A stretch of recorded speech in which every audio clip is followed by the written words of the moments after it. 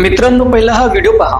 संसद भवन उखाड़ दिया जाएगा, संसद भवन उखाड़ दिया जाएगा और इस्तीफा नहीं मिला तो उखाड़ दिया जाएगा, सब उखाड़ दिया जाएगा, सब कर देंगे, नेपाल उखाड़ दिया जाएगा, नेपाल नेपाल नेपाल।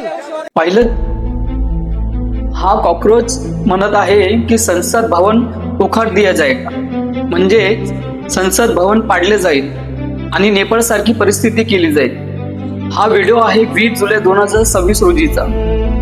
नमस्कार, मी निलेश मालवी आणि तुम्ही पाहता प्रतिप्रश्न।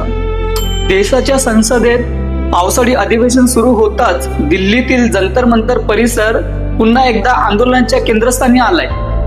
नीट पेपर फुटी प्रकरणावर कारवाईची मागणी कॉकरोच जनता पार्टीचे अभिजित दिपके आणि इतर आंदोलकांनी केली आहे।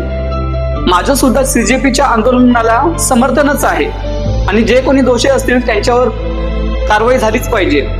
अभिजित दिपके यांनी चलो संसदचा नारा दिला, मात्र दिल्ली पोलिसांनी या मार्चला परवानगी नाकारली होती आणि नवी दिल्ली परिसरात BNS कलम 163 अंतर्गत निर्बंध लागू करण्यात आले होते। तरी हजारो आंदोलक संसदेकडे निघाले होते। काही ठिकाणी आंदोलकांनी बॅरिकेड्स ओलांडण्याचा प्रयत्नही केला। त्यानंतर दिल्ली पोलीस आणि RAF यांनी अश्रुधुरांचा वापर, लाठीचार्ज आणि आंदोलकांना ताब्यात घेऊन कारवाई केली। पूर्ण घटनेत सर्वात मोठा प्रश्न उभा राहतो।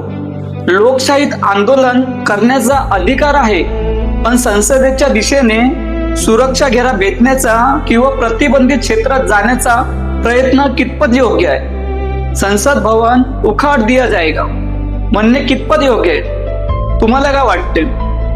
संसद भवन हे देशातील सर्वात संवेदनशील सुरक्षा क्षेत्रांपैकी एक आहे।